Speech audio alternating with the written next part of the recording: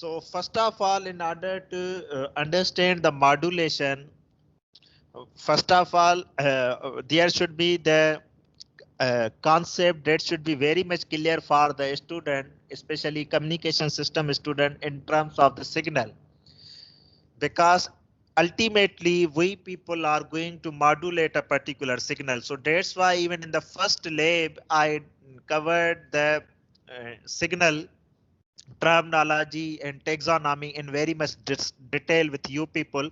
So again, starting from the basics, okay, what is the propagation characteristics? So let us learn in a very simple manner. Okay, whenever a signal propagates over a communication medium, it loses strength along the way, it attenuates.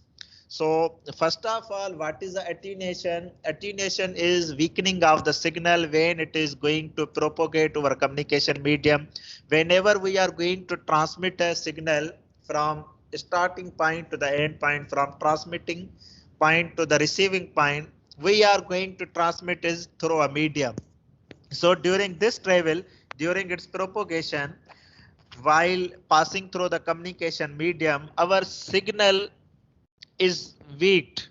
It is going to be attenuated. So what is the reason for the attenuation? We shall discuss it in detail. And already in the background of the first lab, okay, external noise signal is going to interfere with our basic signal with then what happens actually, this interference of the noise signal corrupt our basic signal, basic information signal. So that's why whenever a signal propagates over a communication medium, it loses strength the way it attenuates. So similarly, how a ball loses energy when you throw it pathwise. So when you are going to throw a ball in any direction, after a certain time it is going to lose its energy. So after a while the signal does not have enough strength that it has previously at the transmitting point. So when it is going to propagate during the communication medium, its strength is weak, it is going to be attenuated, it loses its originality, means information signal actually goes under attenuation due to the some external factors. So what is that? Information signal power is almost equal to the noise power. Your noise during the communication medium propagation, during the propagation over the communication medium, your noise power is going to disturb your information signal, and your information signal is corrupted. So this is clearly visible in example number one. One is a transmitter, communication medium, receiver. First is the information signal. This is a very basic signal. You can call this information signal as a baseband signal, as a message signal, as a low frequency signal, as a low power signal.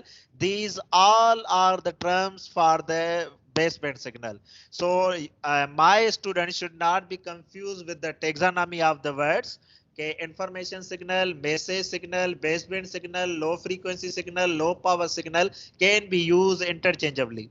Then what happens during the communication medium, during the propagation over the communication medium, there is a noise signal that is clearly visible in between the information signal and the signal at the receiving. So this noise signal actually interfere and corrupts our informational signal. So what is the resultant? Noise corrupted information signal.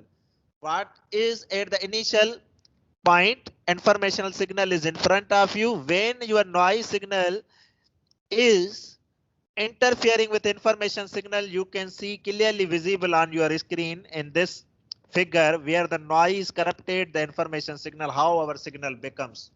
So there is a distortion in our signal, higher carrier frequency have interfered it, our signal has loses its strength, loses its originality due to the noise signal interference. In simple words, your signal means that was the information signal has been corrupted. So